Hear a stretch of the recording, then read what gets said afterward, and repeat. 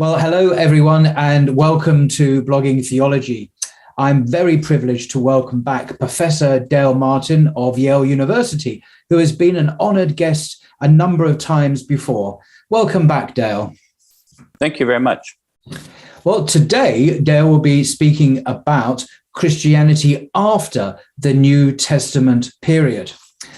I like what you write, Dale, in the final chapter of your book, New Testament History and Literature, which, by the way, is based on a series of introductory undergraduate talks you gave at Yale, which everyone can still view on YouTube. If you go to Open Yale Courses, you can see the whole series of lectures, including a talk on this subject as well, the last in that series. And this book, which I do recommend, is based on that series of lectures at Yale. So I'm just going to read a paragraph from the final chapter of this book, the epilogue, and it's entitled Christianity as World Religion, in inverted commas. And you write, Dale, my students are often surprised when they realize just how unimportant Jesus of Nazareth was during his life, and just how insignificant the movement begun in his name was for a couple of centuries afterward.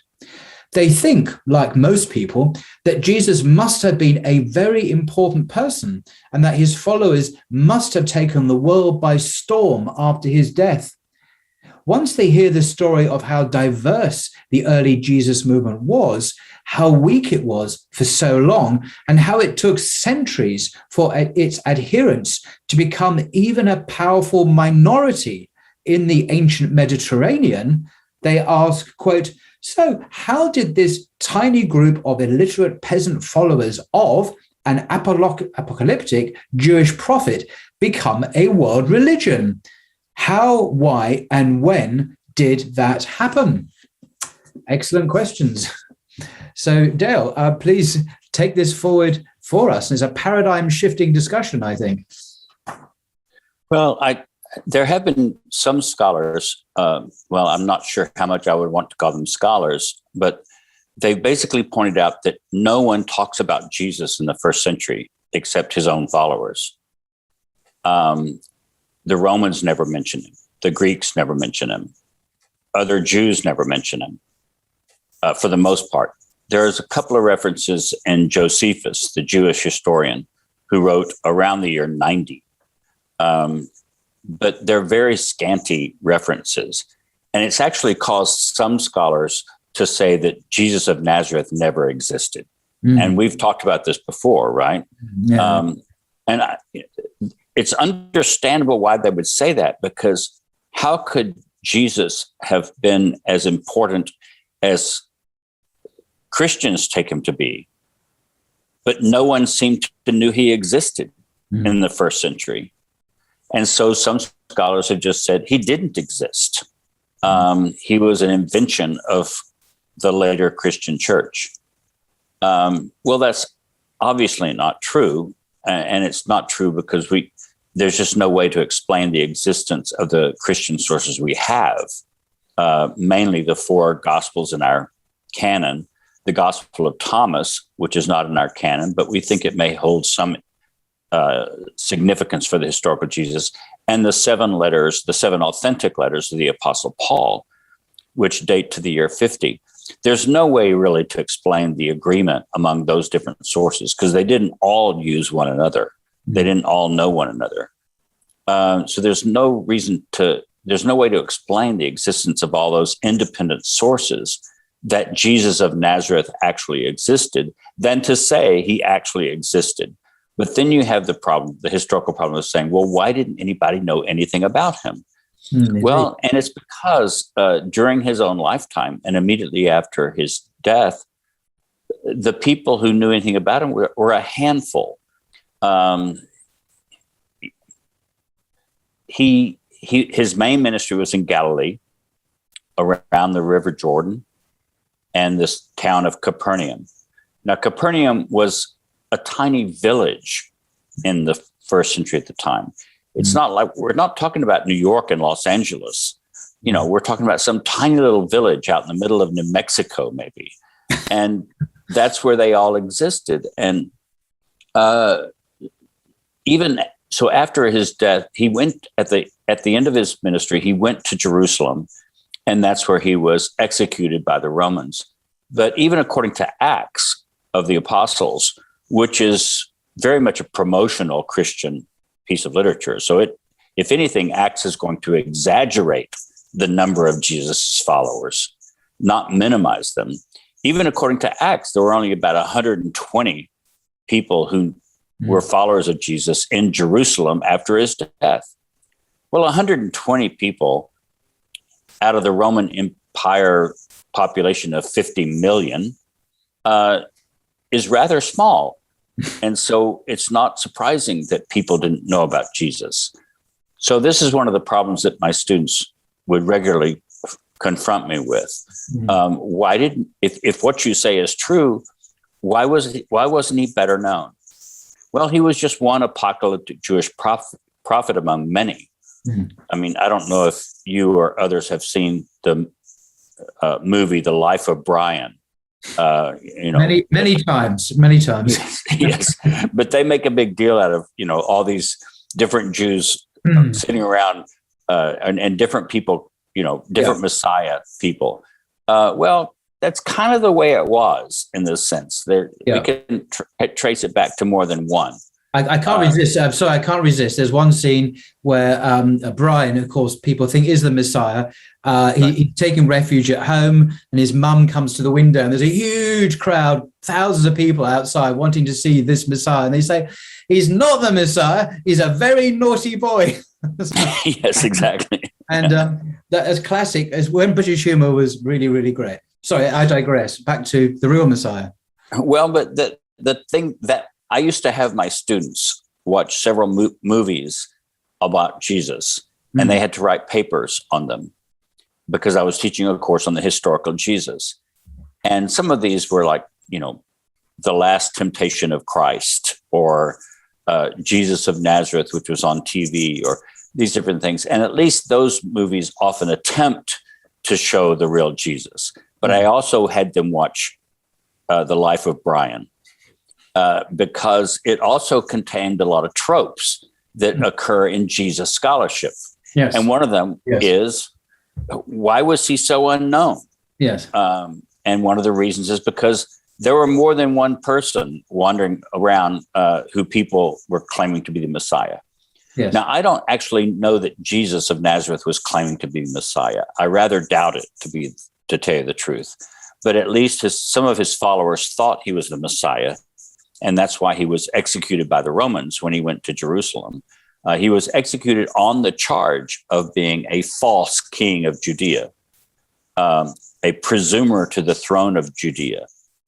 And that's clearly what he was executed for. So there must have been somebody around at the time who was claiming that Jesus of Nazareth was the king of the Jews. Even if Jesus himself didn't openly make that claim, and even if he didn't believe that he was, I don't know about that. But the real question is then, how do you go from that to getting the New Testament? And that's the core. That's the core of the course that I taught. So we go through all the Gospels and the letters of Paul and all the other letters down to the Revelation of John at the end of the New Testament. And I always tried to show, how did this develop from this one guy? And how do we reconstruct the history of it? But then even after that, you have, I would end my course on the New Testament, and the students would say, but wait a minute. It's not clear even now that Jesus is supposed to be God. Even in these New Testament documents, it's not clear that he's considered completely divine with God the Father. And you certainly don't have the doctrine of the Trinity by this time. And so, and you have like a handful of people who believe in him. How do you get from there to a world religion? And that's what the last lecture of the course was trying to do. But the thing is that it's a long story. That's the problem. It's a long story. Things change things are set in the first century. Things start changing in the second century. Things change even more in the 3rd century. And it's not until you get to the 4th century, in the year 325, that you have the Council of Nicaea, which is the first really big ecumenical council. And by ecumenical, we just mean a council that claims to have bishops representing all of the churches throughout the known world at the time. And that council was convened by the Emperor Constantine in 325. And it was because he was trying to unify the empire around this cult of Jesus. But he knew that all these different followers of Jesus had such different opinions about who he was. And so he kind of forced the bishops to meet in Nicaea, which is in modern Turkey, to try to get them to come to some agreement about what they believed about Jesus of Nazareth. And that's when you get the first real council of the church. But there's a long way from Jesus dying on the cross to even the Council of Nicaea in 325. And that's what I've tried to illustrate with that particular lecture and that chapter of my book. Yeah, indeed. So you point out these huge developments and changes that have happened over the years. And in my view, they continue long after that with the development of the infallible papacy in the medieval period and the papal jurisdiction over the whole of the church, and then the clash between East and West, and what became the Catholic and the Orthodox, and then the beginning of the Renaissance, the Enlightenment, and the introduction of reason and the birth of biblical scholarship and liberalism. And I mean, it's just a never-ending story. It's not like it ended with Constantine, because even Constantine's council wasn't the last word.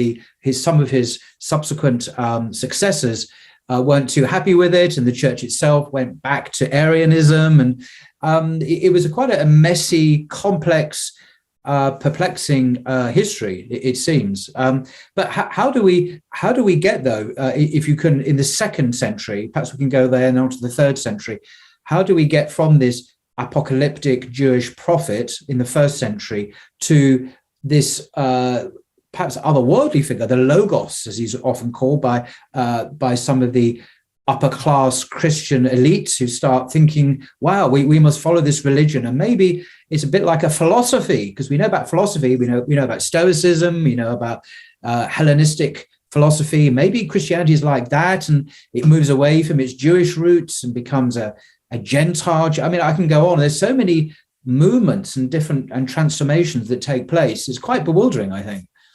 Yeah, the 2nd century is a good place to start. I mean, even before the middle of the 2nd century, you have the development of certain institutions that will end up being the unifying forces.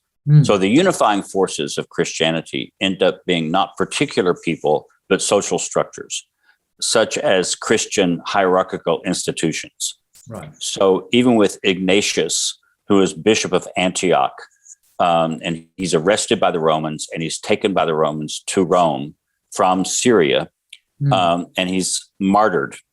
And he writes several letters to churches in Asia Minor and one to the church in Rome. And he first is an advocate of the idea that you should have one bishop over each major city. Just one bishop over a city. So you don't have a council of elders, which is what existed before then. And he claims to have been the bishop for Antioch, which makes him the bishop for all the area around Antioch. Well, we call this the monarchical bishop, because it's an idea that there's one bishop who rules. He's a monarch. He's the one ruler of his area. Well, Ignatius, who was writing these letters, probably, there's a big debate about when to date these letters, but probably I would say he's writing these letters around the year 110. And he is one of the first people who argues you have to have one bishop in each city, and then you have a bunch of presbyters, he calls them, which comes in the English priests. So you have one bishop and then priests under the bishop, and then you have deacons.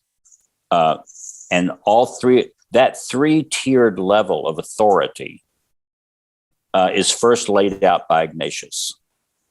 And that's very early because it didn't really take hold in the whole church until a few centuries later. But if Ignatius was actually arguing for this in the year 110, that's very early.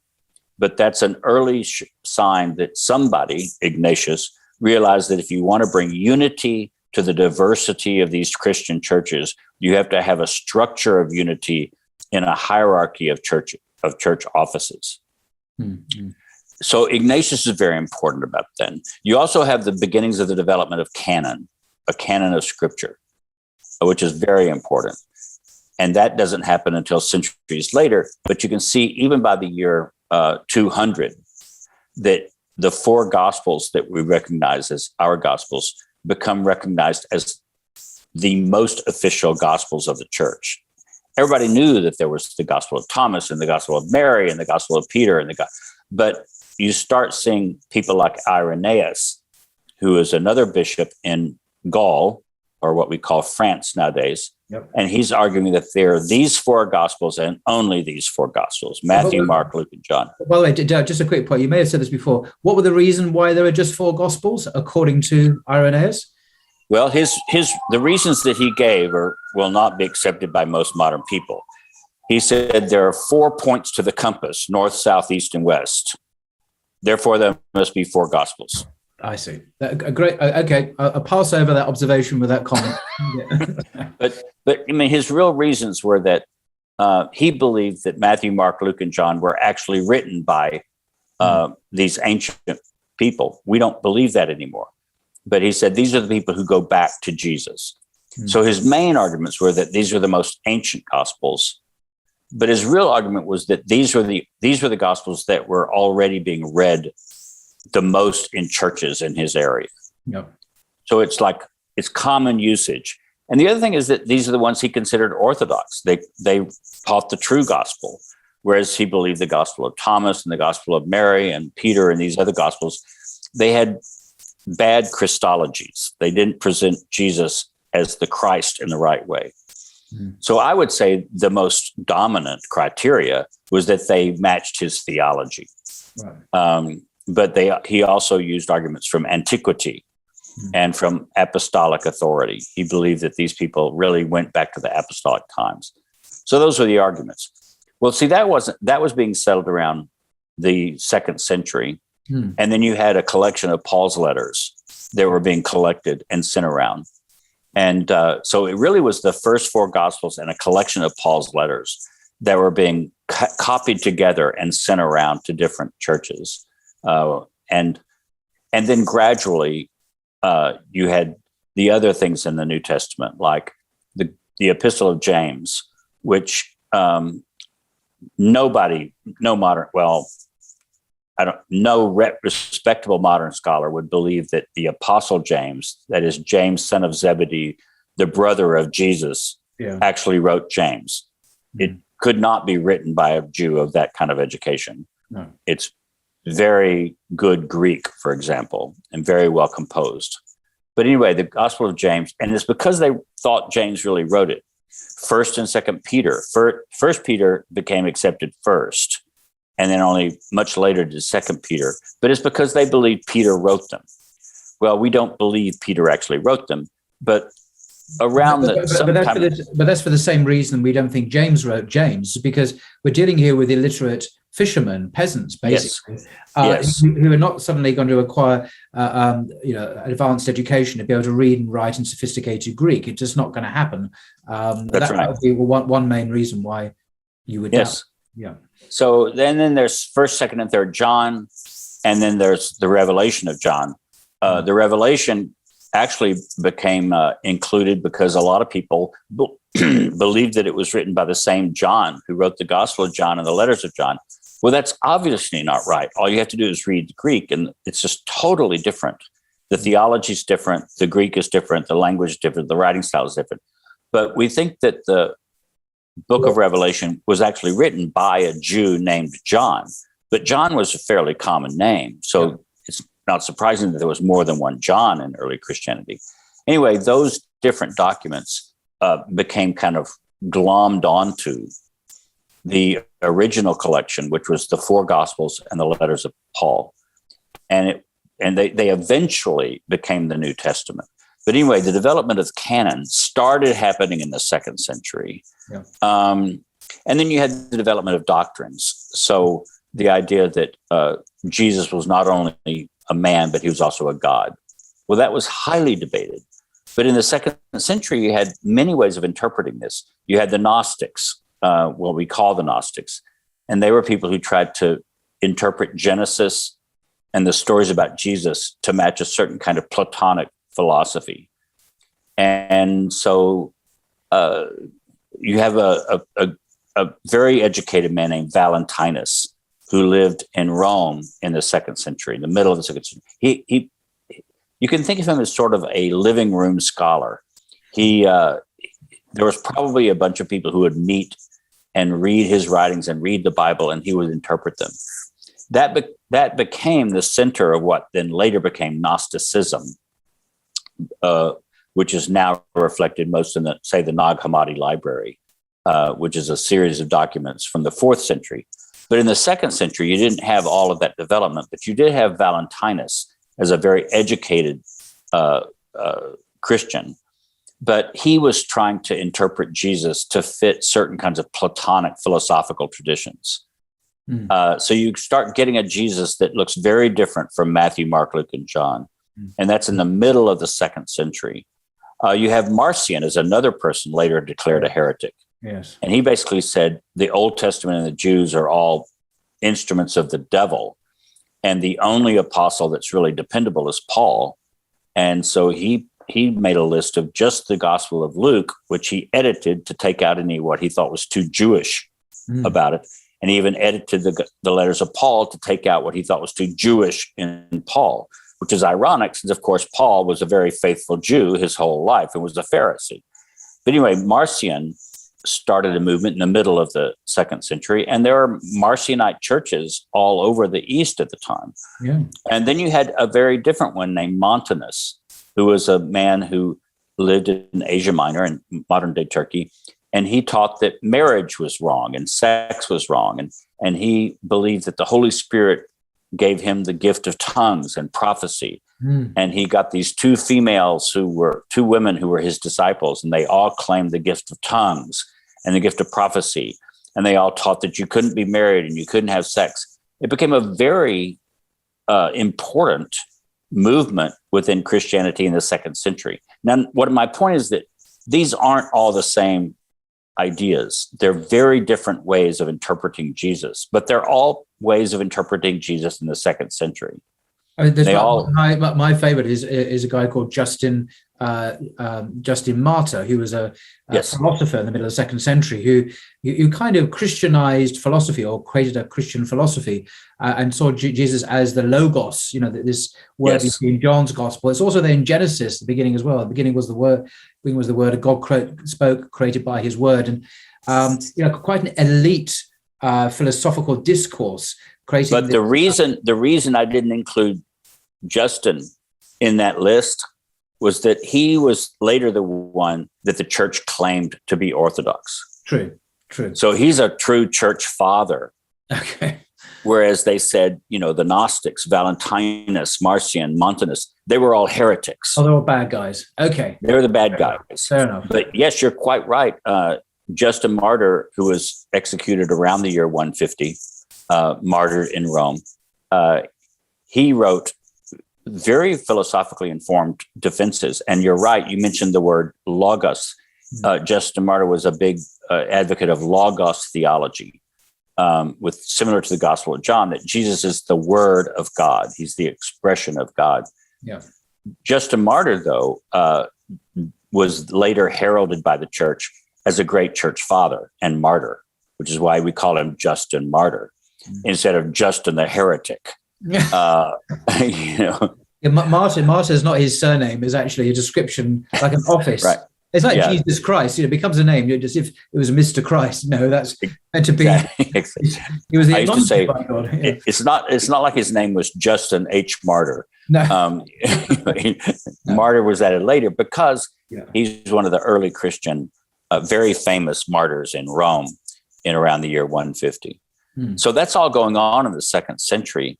But then you also have, at the end of the 2nd century, another person who is later considered Orthodox, Clement of Alexandria, who is like Justin Martyr, trying to offer an interpretation of Jesus and the Gospels that would be amenable to philosophers. Now, Clement's main philosophy is more Stoicism, but he's trying to give a Stoic interpretation of Christianity.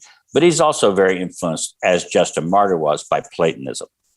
So that's the other thing you have in the 2nd century. You have the development of what later becomes to be considered several important heresies. But you also have what becomes the philosophical interpretation of the Gospels that is still considered later as orthodox and acceptable. But one thing I don't understand, maybe I misheard this or misunderstood it, that didn't Justin Martyr refer to Jesus or the Son as in some sense a second God? And if that was the case, then how is he seen as proto-Orthodox? Because that would not be the language that would be approved later on in Trinitarian thought anyway, to talk of a second God. It would be, no, there's one God in 3 persons and so on. So it's not exactly Orthodox language, is it? No, it's not. And that again shows how what comes to be considered in the 4th, 5th, and 6th century orthodoxy takes time to develop. So even Justin Martyr, who was later considered a proper orthodox philosopher of Christianity, people kind of forgive some of his what they would call later misstatements. They overlook them. Okay, fair enough. They overlook them, exactly. But yes, you're right. Justin Martyr kind of would talk about Jesus as a secondary God or a second God. And that would later be declared heresy. But it takes a long time for all those very careful distinctions to be developed. Right. Okay. So perhaps we can move on to the 3rd century. I noticed, by the way, you didn't mention Tertullian, presumably because he's kind of half in, half out. He's sort of Orthodox and yet later a fanboy of Montanus, this guy who you mentioned earlier on. And I'm not quite sure where he fits in. Is he a heretic? Isn't he a heretic? But he was a big guy on the scene as well, was he not? In the second. No, most people would have put Tertullian in the Orthodox side, but they just kind of then say, well, he kind of took that "don't get married" thing a little too far. Yes, Tertullian was a radical when it came to asceticism. And that's another thing, that there are several different sort of issues related to the 2nd century that become debatable for centuries afterwards. And one of them is martyrdom. Should you want to be martyred or should you try to avoid martyrdom? And so that becomes highly debatable in Christianity. And later Christians would condemn people who try to get martyred. And asceticism becomes very debatable. That's why Clement of Alexandria, he wrote against the radical asceticism of some person like Tertullian. And Clement said, no, it's perfectly okay to get married. But Clement also said it's perfectly okay to be rich.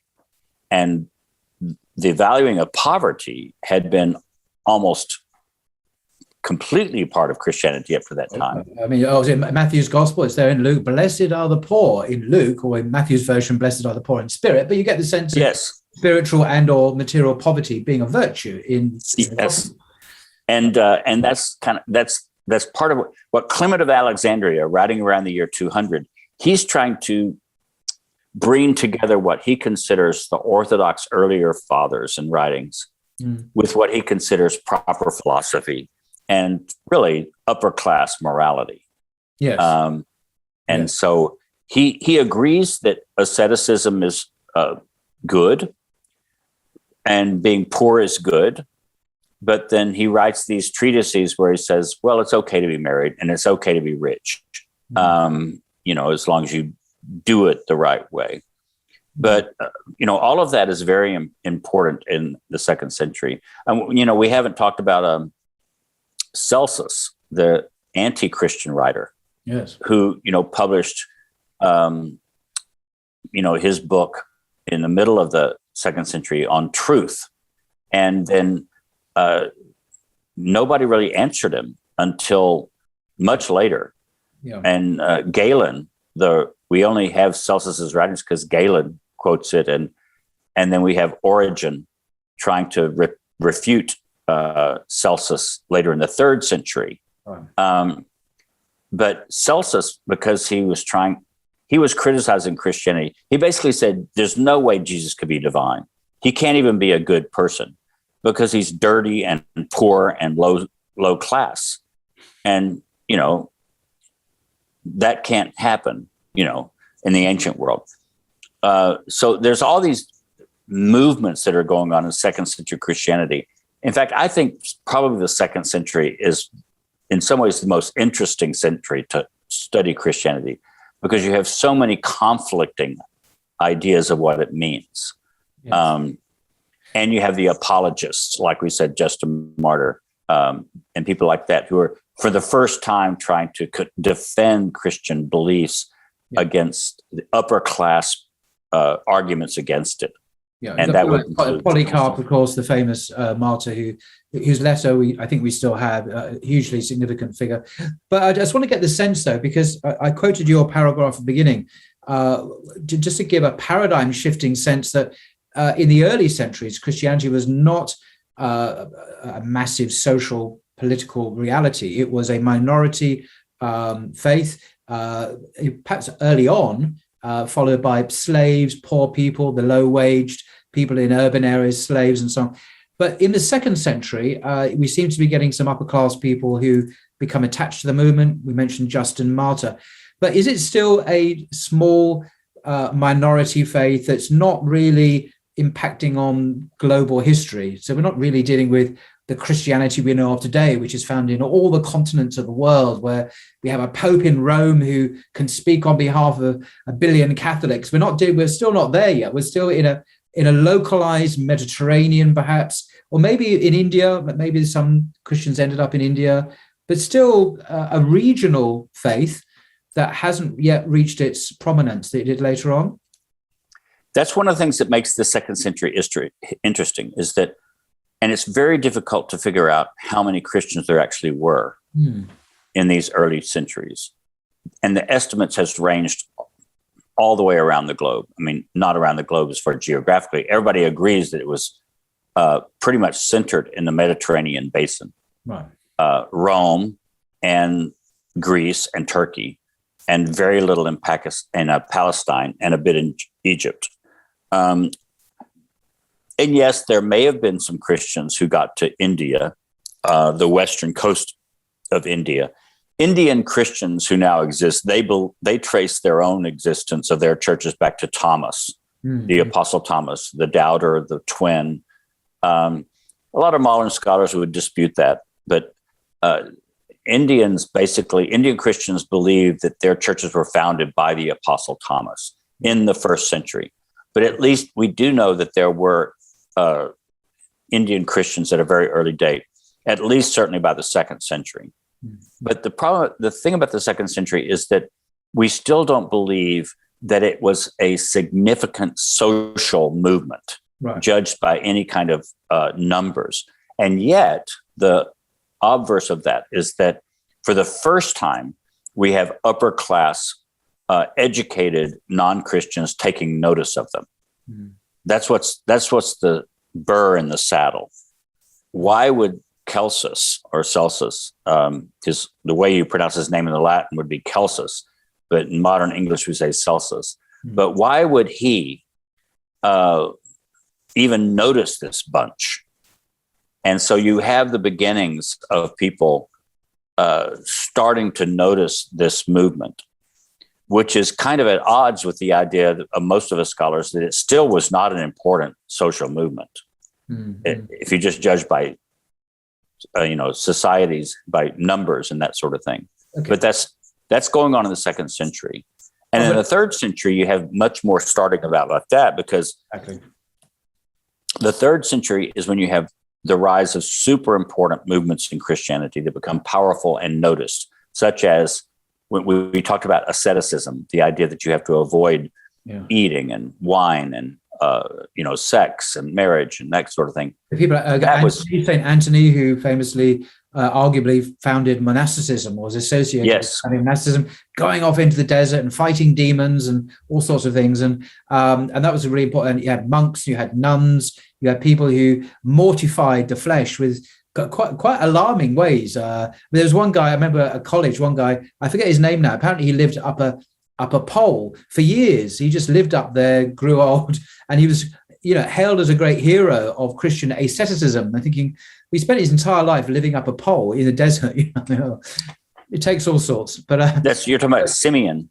Yeah, I forget his. Yeah, but he was revered as some kind of. He stood on a pole. Yeah. Several meters from the ground. Yeah. Until his feet rotted.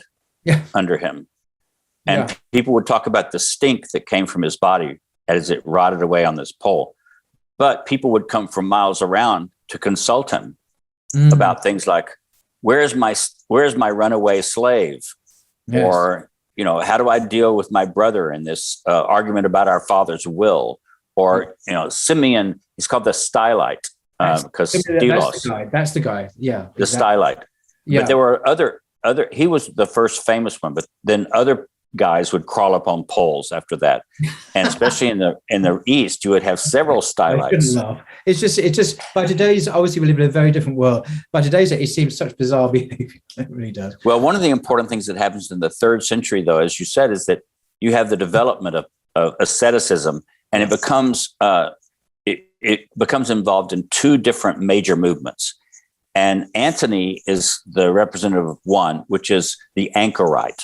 That is the lone ascetic who goes off by himself and lives in a hut somewhere. Yeah. But then you have what we call koinobitic or cenobitic monastics, monks and nuns. And they actually form communities of monks and nuns. And that really didn't exist before, but it starts existing in the 3rd century.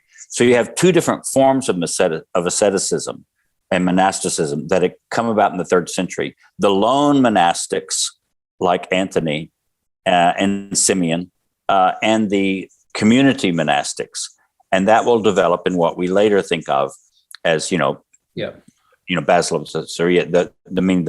The people who later develop modern and medieval asceticism. Benedict, of course. Benedict is the yes. Benedict is the first rule. Is the famous monastic rule, which is very early. And we still have that. I've met monks who still follow that rule today in England. So yes, exactly. So Benedict is the first of the major monastic writers who writes for a community of monks and nuns. But there were also people in Egypt at the time who were doing the same kind of thing. Yeah. Ephraim, for example, was very famous as a writer for monastic. So in the 3rd century, you have this explosion of monasticism. You also have the first official persecution of Christians. See, a lot of people think that Christians were persecuted by the Romans from the very beginning. Well, they weren't. No. The Romans didn't care. This is such an important point, Dale. There's actually a professor in America. She's actually English originally. I forget her name, and I forget the name of the book, but it's basically about the myth of Christian persecution. It was just written a couple of years ago. And yes. Yeah, I'm sure you've heard of it. I forget her name, but there's some YouTube footage of her speaking with a very English accent in a very American context. But she is given the scholarly facts about this and the myth of persecution. I mean, there was some persecution, but it wasn't unrelenting. It wasn't totalitarian, systematic throughout. No, it was local. And the way I used to describe it to my students is that, people were worried about Christians because they didn't sacrifice to the emperor or to the traditional gods. And they thought that, well, this is going to destroy the culture because we don't want the gods to be mad at us. And if you have this, even if it's a small minority of people who are not honoring the emperor and not honoring the gods, well, that's going to make the gods mad. And they'll just rain destruction out on all of us. And I tried to describe it this way. It's not like it was the government coming down. It was local people. And I said, imagine yourself at a football game and they start singing the Star Spangled Banner and unfurling the American flag on the field. And it's all this hyper nationalism and patriotism. And they say, please rise while we sing the national anthem. And you sit down, keep your baseball cap on, and start singing Happy Birthday. Oh, dear. Right. I said, what's going to happen? I said, you're going to get beat up. Really? Gosh. Okay. You're going to get beat up. And it's not the U.S. government that's beating you up. It's all these people around you who think that you're, dishonoring America. Right. So that's the early any early persecutions that Christians suffered. It was local. It was by their neighbors, not the government. And it was because they were the other locals, the non-Christians, were concerned that this would destroy the fabric of society. Mm-hmm. But now the first time is in around the year 250. And Decius is the emperor, the Roman emperor. This is the first time you get an empire-wide attempt to force the Christians to repent. So this is, just to be clear, Dale, this is at 250 AD, in the middle of the 3rd century. It's the first time you have any systematic state-sponsored persecution of Christians in the Roman Empire. Yes. Empire-wide. You could get, we do have the letters of Pliny the Younger addressed to Trajan, the Emperor Trajan, and his answers back. And these date from around, when was Pliny? He was governor of Bithynia, which is that northern part of Turkey.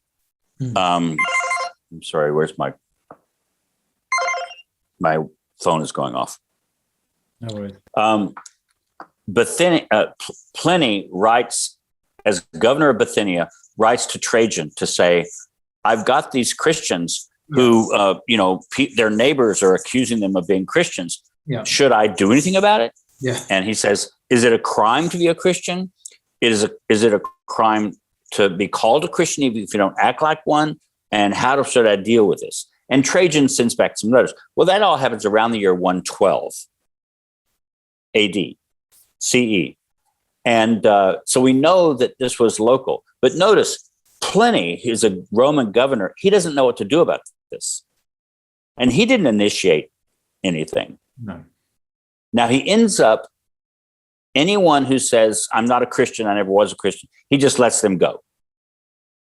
And anyone who is willing to sacrifice to the emperor, like just sprinkle a little bit of incense on a sacrificial pyre, you just sprinkle incense on a fire, and that counts as honoring the emperor. Anybody who's willing to do that, he would let go. And he tortures 2 women. And he calls them diakona, deacons. Yeah. Now, we're not sure if that just means servants. Are they slaves? He just tortures 2 female slaves, because the word could mean that. Or are these 2 women who are deacons in the church, because the word could mean that also. Yeah. We don't know, because we just have them mention his letter. Now, that goes back to 112. But you can tell from that series of letters back and forth from Pliny and Trajan that they don't really know what to do about this group. And so there's no policy. Trajan finally writes back and says, okay, anybody who, says they're a Christian and won't sacrifice, do something to them. But, just let people alone generally. So even Trajan doesn't have a policy. No. So the first time you get a first Roman policy for the whole empire to persecute Christians is 250. So 150 years after this exchange between Pliny and Trajan. But that's a very important development of the 3rd century. Another important development of the 3rd century is Origen, the great biblical scholar and philosopher, because he wrote in the 3rd century. He's one of the first Christian scholars who has a complete education of philosophy, interpretation of Homer and Euripides and everything, and turns all of his skills to the Bible. And then he becomes super important for the development later of Christian philosophical writing. Well, it has to be said, in his early years, he took some of the words of Jesus in, I think it's the Sermon on the Mount, somewhat too literally. the Jesus words about, if your eye causes you to sin, cut it out, or if your hand causes it, or if another part of your anatomy causes you to sin, cut it off. And I believe he did actually do that. Well, there's actually a big debate among scholars. About a generation ago, most scholars would say, no, he didn't really do it. But now you're right. More scholars are coming around to saying, well, maybe he did. And there's, of course, that other passage in Matthew about people who are eunuchs because they're born eunuchs, people who are eunuchs out of choice, and people who are made eunuchs by men, that is, slaves who are made eunuchs by their masters. But then Matthew talks about people who are eunuchs for the kingdom of God. And, Origen took that perhaps to be quite literal and made himself a eunuch for the sake of the kingdom of God. Whether Origen, the historical Origen, did it or did not is debatable. But you're right. I would say more scholars nowadays are saying, well, he probably did. I mean, just because we find the idea unconscionable and unimaginable, it doesn't mean someone in the 3rd century would have thought the same way. And maybe in an excess of zeal, he did it. But one of the fly in the ointment of some of that is that Origen is also super famous for being one of the first highly educated scholars of Christianity who insisted that the highest form of interpretation was allegorical interpretation and spiritual interpretation. So, of course, that would be a case of him taking the eunuch sayings in not the allegorical sense, but in the literal sense. Yeah. And so that's one argument. Some people come back to say, well, Origen was not famous for literal interpretation. No, but that was later. You could say as a teenager, he might have had a more literalist phase. But anyway, this is all by the by. Moving on from his personal habits of castration or not castration, can we just move on to a big game changer when Constantine, Roman emperor of the whole empire. I mean, he lived many, many years. He was hugely powerful, influential. He decided to call a gathering of all the bishops in the world to really sort out a mess, which was dividing it was having political consequences. The empire was being fractured and by these controversies, and violence actually took place.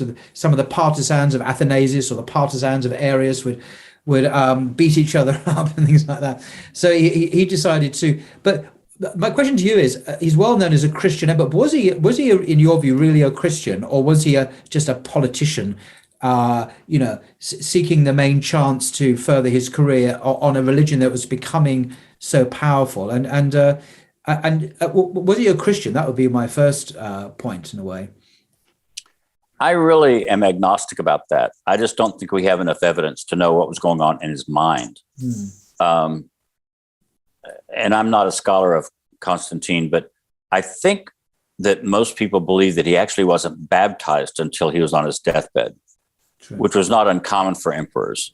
The main doctrine back then was when you're baptized, all your previous sins are forgiven, but any sins you commit, any major sins you commit after baptism, you can still be held responsible for. Yep. Well, an emperor could not avoid doing things like killing people. Emperors just had to kill people. You had to run the army. All in a day's work. Yeah. All in a day's work. And so, a lot of emperors who realized that they were not going to be able to avoid the commandment against killing, they would put off their baptism until as late as possible. So then any of those sins that they'd committed would be cleansed by baptism. So we don't, and I don't think we know for sure when Constantine was baptized. Obviously, he thought that he became a follower of Jesus, a disciple of Jesus, when he first saw what he later called a vision before the big battle, and he saw the cross in the sky and all that kind of stuff.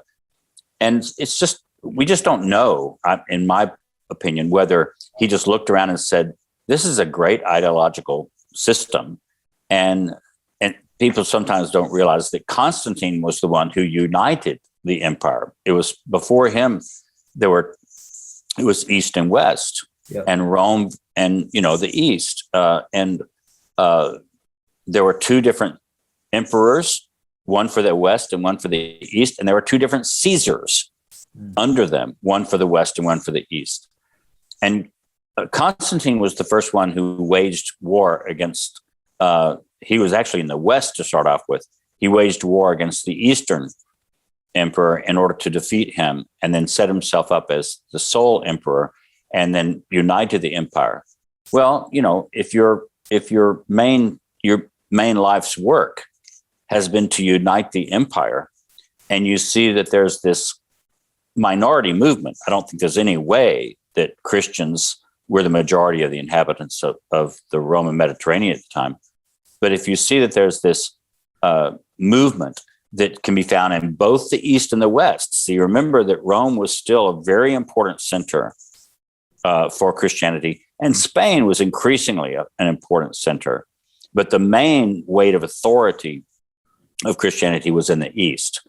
It was before, of course, Constantinople, because Constantine established that. But Jerusalem was a very important Christian city, and Alexandria in Egypt was a very important, and Antioch in Syria. These were the most important Christian cities in practically the empire.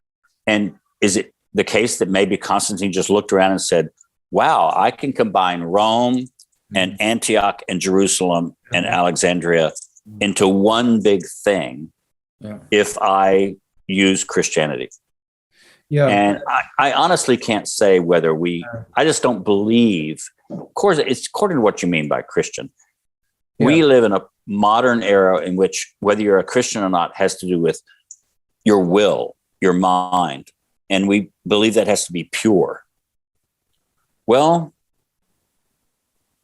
is there a way to think about becoming a Christian in which you can have conveniences or misgivings or doubts, or you just say, I'm going to go along with this without having any kind of conversion of the heart? I mean, we live after the Puritans, right? Yeah. And it all has to be a personal, individual conversion experience. Well, that's kind of a later development. Yeah, exactly. So it's according to what you mean by Christian, being a Christian, as to whether he was really a Christian. He's certainly, there's no doubt that he became the patron of the Christianizing of the Roman Empire.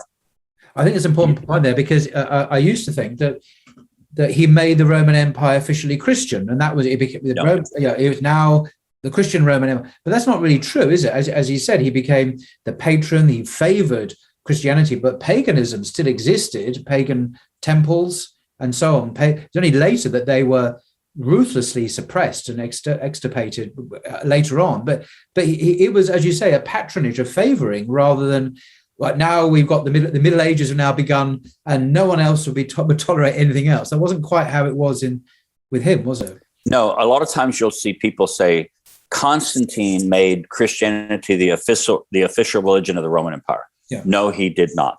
Yeah. That didn't happen until around the year 400. And it was one of Constantine's, descendants was Theodosius, Emperor, I think Theodosius, who finally basically got the Senate to recognize Christianity as kind of Rome's official ritual and religion. Constantine never did that, but he did promote Christianity. And his mother, Helen. Just say hello to your cat, by the way, who's just hello. She has been ignored long enough. She won't be ignored. Anyway, Helen, Constantine's mother, did probably more than Constantine. She was the one who went around, went to Jerusalem, Palestine, saying, "Oh, this is where Jesus ascended into heaven. This is where the garden prayer took place. This is the site of the crucifixion, and let's build the Church of the Holy Sepulchre." That was Helen's doing more than Constantine's doing. Yeah. But Constantine gave his force behind it. In fact, Eusebius, the great church historian, was also one of Constantine's boys. Yes. He wrote a life of Constantine. Eusebius, started his church history to prove that Christianity was destined to be the power that it was, and Constantine had a lot to do with it. But you're correct that Constantine was a promoter of Christianity, but he did not make Christianity the official religion of the Roman Empire. I just want to clarify one other point, which I found very curious when I first read Eusebius's ecclesiastical history. I mean, I look in vain for any sense of the universal papacy with its universal jurisdiction over the whole of the church, in the sense we understand it today. That seems to be pretty absent even. I don't want to push it too far, but it's perplexing looking back. One doesn't see Catholicism in the sense we see it today, mirrored in those early centuries. No, because it wasn't there. I mean, it was a Western development for one thing, and Eastern Christians still don't accept it. No. The Bishop of Rome is one bishop among all bishops, and maybe he is a premier bishop, but that doesn't mean you don't get. Well, you mentioned earlier in our talk papal infallibility. Yeah. That didn't become a doctrine until the late 19th century, the early 20th century. Indeed. There was no such thing as papal infallibility in the ancient world or the medieval world as a doctrine. That's a modern development. In fact, a lot of what we think of as Roman Catholicism in this universalizing sense, that was really Trinitarian. I mean, the Council of Trent. It was reaction to the Roman Catholic Church against the Reformation. And so the emphasis on the universality of the papacy and its infallibility and all that kind of stuff, that's a modern development. What was it, 1500 something, when you had the kind of real split between the East and the West forms of Christianity. That's 500-600 years ago. It's not 2,500 years ago, 2,000 years ago. And just to, in a sense, to come to the final part of your talking about this, the concept of Christianity now as a global religion is, you argue in your book, I think, controversial, and depends what we mean by these terms. But it seems to, if it exists at all, it seems to be on the back of technological and political and economic changes that took place in the 19th century, particularly, and then you find Christianity in very substantial forms, probably in most, all continents, apart from Antarctica, but in most continents in the world. And for the first time, it's no longer just centered around the Mediterranean basin, but is now found truly globally in the New World, where you are, and in South America, in Australia, in China, obviously throughout Africa, Russia, everywhere, and it's now global. But that's a recent thing, is it not? That's what you argue. It's certainly, if you look back into deep time, Christianity was a European religion. It was identified very much as a European faith and not as a global faith. Whereas now, of course, the center of gravity, say the Church of England or the Episcopalian Church, as it's called in America, the center of gravity there is in Africa. The biggest church in the Anglican community is in Nigeria. It's right. not in England. And this is a product of globalizing colonialist economic factors. Anyway. That's right. Christendom was Europe. Yeah. Throughout most of history. Yeah. And so when you talked about Christianity, you were talking about Europe. Yeah. That first begins to change. I mean, people will debate this because you had these Jesuits going off on the Silk Road to China and India back in blah, blah, blah. Well, yeah. That's a minority thing. It's not globally important. It's not politically important. It's not even religiously important.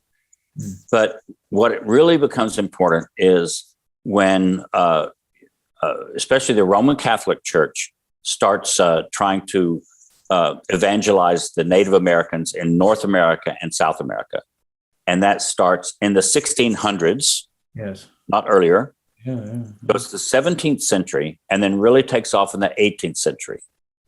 So, I mean, now you look at, you say, well, my goodness, Latin America is one of the most Catholic countries and, Catholic areas in the world. Yeah, but it didn't happen until, the 17th century or the 18th century.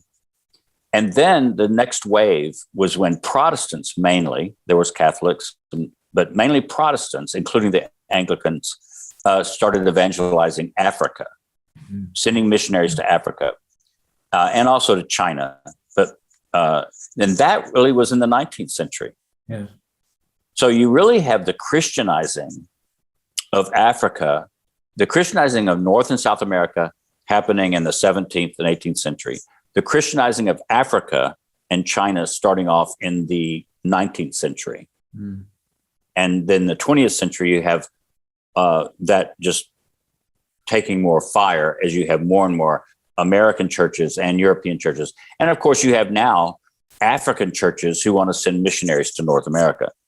So, but, it really is a modern development that even you could say there was a social, political, and religious presence of Christianity outside of Europe, only in the modern world. And of course, it's clear why it was. It was colonialism. Yeah. The father of worldwide Christianity is the colonialism, making colonies out of other countries outside of Europe. And a lot of forced conversions as well. A lot of forced conversions, where the natives, in inverted commas, were forced to convert to this religion, and obviously their descendants became Christianized. This extraordinary story. And then the other somewhat controversial point that I've made that somebody would disagree with is that I would say that when my students ask, when did Christianity become a world religion? And I say, well, it was not before the concept of world religion was developed. And that was developed around the year 1900. People didn't talk about world religions before that. And at first, Christianity was considered the only world religion by religious studies scholars, because they would say, oh, Islam is just for Arabs and Judaism is just for Jews. And, the things that those Africans did and those Native Americans did, that's just paganism. It's just local kind of versions of worshiping different gods. There's no real religion there, much less a world religion. So Christianity was the only world religion. It was stated around the year 1900, 1910.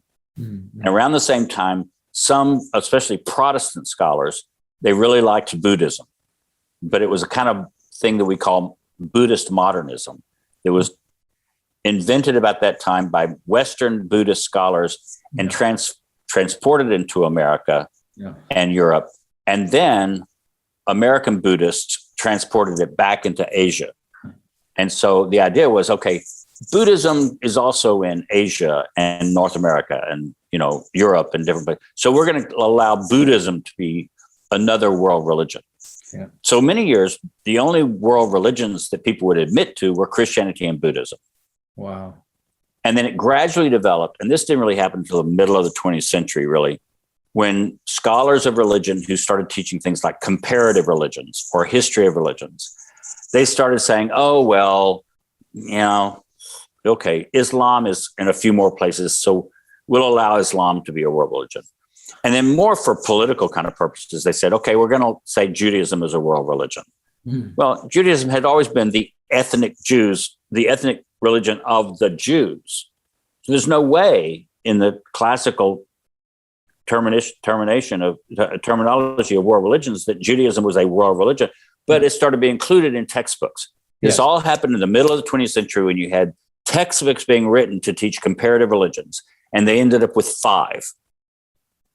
Christianity, Judaism, Islam, Hinduism. Hinduism was only whatever the Indians did. Hindu is just another word for Indian.